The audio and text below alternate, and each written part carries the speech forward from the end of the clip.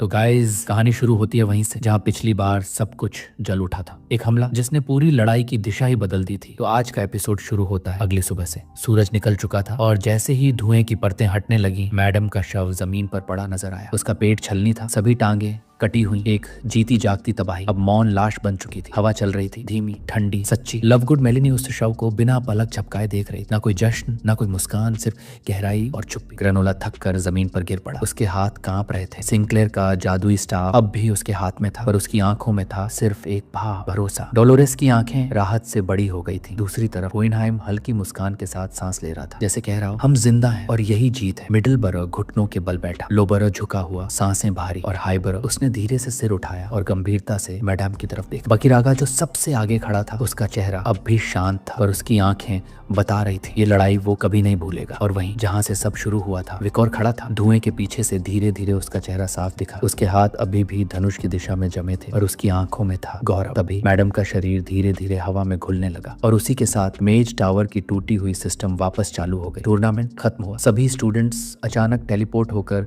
Waiting room में पहुंचे। विकोर ने अपने हाथों को देखा, एक अजीब नजर से, मानो पूछ रहा हो क्या ये सब सच था। सिंक्लेयर की आंखें खुली की खुली रह गई, कुछ कह नहीं पाई। और तभी वो फेमिलियर आवाजें, विकी, सैंचो, ट्यूडर और बियांका, वे सब दौड़ते हुए उनकी तरफ आ रहे थे, मुस्कान के साथ, जीत के साथ। विकी ने हाथ फैलाए और उछलकर विकोर को जकड़ लिया। विकोर थोड़ा हैरान हुआ, कुछ समझ नहीं पाया, पर फिर विकी की आंखों से आंसू निकल पड़े। विकोर जो अब तक सब सह चुका था, वो भी थोड़ी देर के लिए शॉक में था। इतनी भयानक जंग, इतनी करीबी मौतें, और फिर भी कोई गंभीर रूप से घायल नहीं हुआ। ये सिर्फ किसी करिश्मे से कम नहीं था। और तभी यूनिवर्सिटी लीग की रैंकिंग अपडेट हुई। इस चमत्कार को सच करने वाले 10 वीरों की सूची सामने आई। First Hohenheim, second Jurasico Bakiraga, third Lovegood Melini, fourth Dolores Lunkovdis, fifth, sixth, seventh the Baskerville triplets, eighth Vikor, ninth Sinclair, 10th Granola the Leviathan. Vikor के जहन में ट्रिपलेट्स की छवियां दौड़ने लगी। हाथ बांधे, आंखों में चमक ली, और फिर ग्रेनोला और सिंक्लेयर की ओर नजर गई। उनकी मुस्कुराहटें कह रही थी हमने कर दिखाया। जिस सच्चाई ने सबको हिला दिया वो ये थी कि जो 10 नाम टॉप 10 में दर्ज हुए थे, वो सभी पहली साल के स्टूडेंट्स थे। और यही नहीं, वो सभी उसी एकेडमी के थे जिन्होंने मैडम जैसे एस क्लास मॉन्स्टर का सामना किया था। पूरे साम्राज्य में हलचल मच गई। जैसे जैसे इन्वेस्टिगेशन आगे बढ़ी, एक और चौंकाने वाली बात सामने आई। मैडम की क्लासिफिकेशन एकदम साफ थी। एस क्लास एंटिटी, इतनी खतरनाक कि उसके उतरते ही फील्ड पर नजर रखने वाली सभी मॉनिटरिंग आई सिस्टम ओवरलोड से क्रैश हो गई। सवाल यही था, तो फिर ये स्टूडेंट्स बचे कैसे? जब इन स्टूडेंट्स की मैक्सिमम शक्ति चौथे सर्कल या एक मामूली ग्रेजुएटर की भी नहीं थी, तो फिर कैसे? विकोर अब भी उस पल को याद कर रहा था। वो अंधकार, वो चीख, वो मॉन्स्टर की आंखों में जलता शैतान। कई सवाल उठे, पर जब सभी स्टूडेंट्स से पूछा गया, सभी के जवाब एक जैसे थे। जमीन फटी, एक मौका मिला, हमने एक साथ हमला किया और हम उसके कमजोर हिस्सों तक पहुंच गए। और क्योंकि मैडम का आना सिस्टम की गलती माना गया, आधिकारिक रिपोर्ट ने इसका निष्कर्ष बस इतना निकाला, अ फॉर्चुनेट कोइंसिडेंस, बस एक ताजीर, किस्मत का खेल। स्टेज के ऊपर व्हाइट बियर्डेड वेल खड़ा था, उसकी गर्दन झुकी हुई थी। नीचे सभी स्टूडेंट्स मौजूद थे। उसकी आंखों में रिग्रेट था, डिप्रेशन, शर्म। धीरे से उसने कहा, टूर्नामेंट खत्म होने तक मैं अपनी जिम्मेदारी निभाऊंगा, फिर इस्तीफा दे दूंगा। पूरे साम्राज्य के सामने उसने माफी मांगी। जो सबसे ऊपर बैठता है, उसी का झुकना सबसे भारी होता है। और यहीं से सभी कुछ धीरे धीरे सामान्य होने लगा। कई घंटे बीत चुके थे, रात उतर चुकी थी। एक टेबल के पास किसी ने बियर का जग उठाया। वो ट्यूडर था। उसके चेहरे पर एक हौले सी मुस्कान थी। वो खड़ा हुआ और बोला, ये टोस्ट सिंक्लेयर और विकोर के लिए, जिन्होंने टॉप 10 में जगह बनाई। बाकी सभी जो टेबल के चारों ओर बैठे थे चुप हो गए। दूर बैठी बूट कैंप वरंजियन की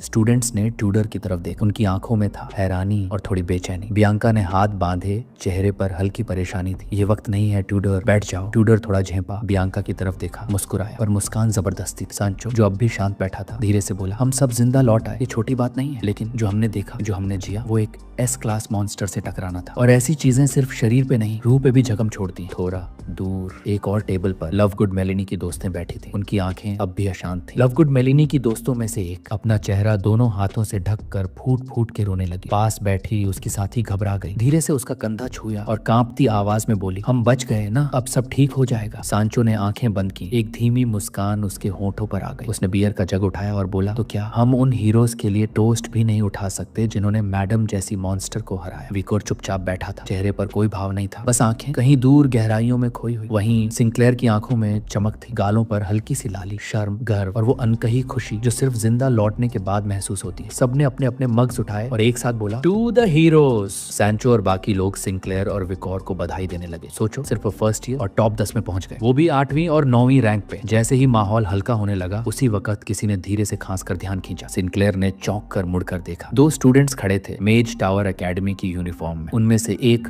अपना सिर खुजाने लगा, फिर आगे बढ़कर बोला, आप विकोर और सिंक्लेयर है ना? सिंक्लेयर ने मुस्कुराकर सिर हिलाया। अच्छा लगा, देखिए कि आप दोनों ठीक हैं। उस स्टूडेंट की आंखों में एक सच्ची सी झलक थी। मैं बस शुक्रिया कहना चाहता था, टूर्नामेंट में आपने मेरी जान बचाई थी। विकोर अब भी चुप था, उसकी नजरें जमीन पर थी। वो लड़का थोड़ा झिझका, फिर बोला, मतलब थोड़ा अजीब लग रहा है, आप दोनों शायद कॉमनर होंगे, फिर भी नोबल्स को बचा लिया। सिंक्लेयर की आंखें एक पल को हैरानी से फैल गई। उसका चेहरा जड़ सा हो गया, जैसे समझ ही ना पाए कि ये बंदा पागल है या बेवकूफ। विकोर ने अब भी सिर नहीं उठाया और तभी किसी ने जोर से हाथ मेज पर मारा। बियांका थी। उसने एक झटके में उस स्टूडेंट की कॉलर पकड़ ली। उसकी आंखों में जलती आग थी। क्या बकवास कर रहा था तू? किसी को बचाने के लिए उसका बैकग्राउंड देखना पड़ता है क्या? वो लड़का डर गया, मगर अंदर ही अंदर गुस्से से कांप भी रहा था। उसकी आवाज कांपती हुई निकली, नहीं, मेरा मतलब वो नहीं था, बस ये कह रहा था कि शायद कॉमनर्स को ज्यादा मुश्किलें झेलनी पड़ती। सांचो ने धीरे से बियांका को कंधों से पकड़कर पीछे खींचा। चिल, छोड़ दो उसे। बियांका ने आखिरी बार उसे घूरा और उसका गला छोड़ा। वो लड़के बुरी तरह घबराए हुए तेजी से पीछे हटे और बिना मुड़े भागते चले गए। हमने उनकी जान बचाई और फिर भी हमें नीचा दिखा रहे हैं। सिंक्लेयर ने धीरे से सिर झुकाया और पहली बार उसके चेहरे पर थोड़ा डर था। उस लड़के से नहीं, बल्कि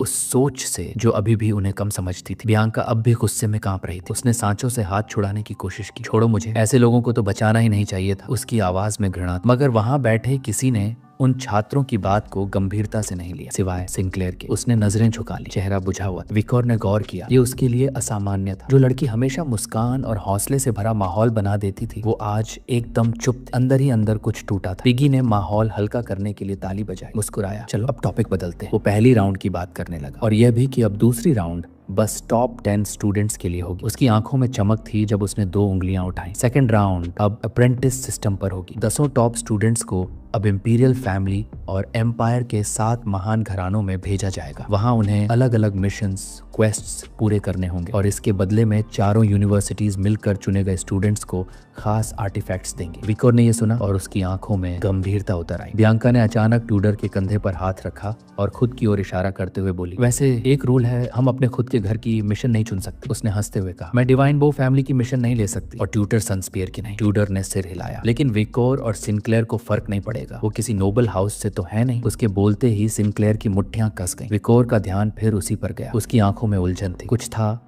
जो सिंक्लेयर छुपा रही थी। बियांका ने उंगली उठाकर कहा, एक बात याद रखना, कभी भी बास्करविल फैमिली की मिशन मत चुनना। वो आगे बोली, ज्यादातर स्टूडेंट्स ने या तो वो मिशंस फेल की हैं या लौटे ही नहीं। बास्करविल वाले कुछ ज्यादा ही डरावने होते हैं। वाइकर ने कुछ नहीं कहा, वो चुपचाप सोचता रहा। सिंक्लेयर की आंखों में हल्की बेचैनी तैरने लगी। बियांका ने अपने हाथ जोड़ ली और मुस्कुराकर पूछा, तो किस घर की मिशन लोगे तुम लोग? विकोर ने धीरे से सिर उठाया और एक पल को ठिठक गया। वो खुद नहीं जानता था क्या जवाब देना चाहिए। अगले दिन सूरज ढलने ही वाला था। ट्रेन की सीटी बजी और पहियों की घरघराहट के साथ वो धीरे धीरे चल पड़ी। एक डिब्बे की खिड़की के पास वाइकर चुपचाप बैठा था। उसके हाथ में एक एनवलप था, लोहे जैसी सख्त सील वाला, आयरन ब्लड सोर्ड फैमिली का। उसने चुपचाप उस पत्र को पढ़ना शुरू किया और जैसे जैसे शब्द उसकी आंखों में उतरते गए, वैसा ही कुछ उसकी आंखों में भी चमकने लगा। उसे अब भी याद थी सबकी वो हैरानी जब उसने बास्करविल परिवार को चुना था। बियांका ने गुस्से में अपना चेहरा ढक लिया था। ट्यूडर और बाकी सब सन्न रह गए थे, क्योंकि हर कोई जानता था बास्करविल एक ऐसा नाम था जो खून की प्यास में डूबे पागलों से जुड़ा था। विकोर ने चुपचाप अपनी हथेली सीट पर टिका दी और बाहर के बदलते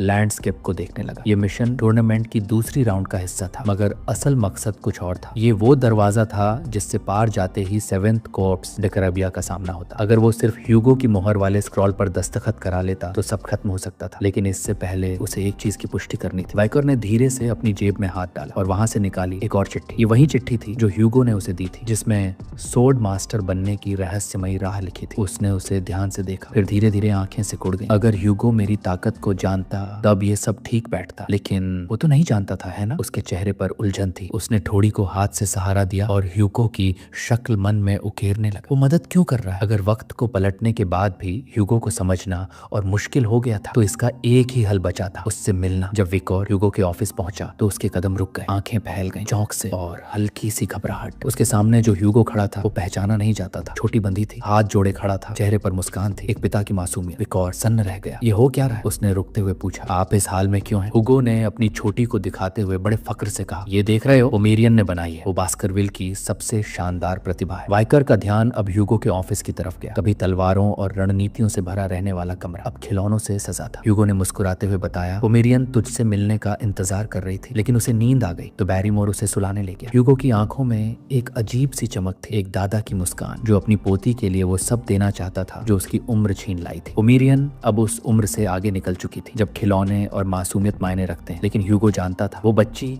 जिसने बचपन में जिंदगी का स्वाद नहीं चखा, उसे अब हर वो चीज मिलनी चाहिए जो उसने खो दी थी। विकोर चुपचाप जमीन की ओर देखता रहा। वो नहीं जानता था कि क्या कहे। धीरे से उसने एक लिफाफा मेज पर रख दिया। ओसाइरिस के जरिए जो चिट्ठी आपने भेजी थी मुझे मिल गई। ह्यूगो की निगाहें ठहर गईं उस लिफाफे पर। विकर ने पहले ही उसे खोल लिया था। थोड़ी देर बाद उसने नजरें झुका ली। आपको कब पता चला कि मैं अपनी ताकत छुपा रहा हूँ? हुको ने आंखें बंद कर ली और बड़ी शांति से कहा, जब कोई सबसे ऊंचे रियल्म तक पहुंचता है तो वो चीजें देख सकता है जो आम लोग नहीं देख सकते। उसने हाथ मेज पर टिका दिया और कहा, कुछ चीजें देखे बिना भी महसूस की जा सकती और मुझे पता था तू भी ये जानता है। विकर का मन कहीं और चला गया। बीते सालों के उन पलों में जहाँ सिर्फ नफरत थी, तिरस्कार और बदले की प्यास। क्या ह्यूगो ने तब भी सब चुपचाप देखा था? क्या उसने सिर्फ ये देखने का इंतजार किया कि मेरी बढ़ती ताकत मुझे कहाँ ले जाएगी? पर तभी ह्यूगो ने उसकी तंद्रा तोड़ी। अरे अब जाके ध्यान गया। विकर की आंखें आश्चर्य से फैल गई। ह्यूगो ने मुस्कुराते हुए उसकी ओर देखा। ये जो यूनिफॉर्म तू पहन रहा है वाकई तुझ पर अच्छा लग रहा है। एकेडमी में मजा आ रहा है। विकर सन्न रह गया। शब्द जैसे गले में अटक गए, लेकिन फिर धीरे से उसके चेहरे पर एक मुस्कान फैल गई। उस रात पहली बार विकर ने खुश होने की आजादी महसूस की। अब तक ह्यूगो हमेशा मास्टर था या फिर एक पेट्रियार्क जिसकी निगाहों में विकर एक हाउंड से ज्यादा कुछ नहीं था। पर आज ह्यूगो ने पहली बार विकर को देखा था एक बेटे की तरह और विकर को ये बहुत पसंद आया।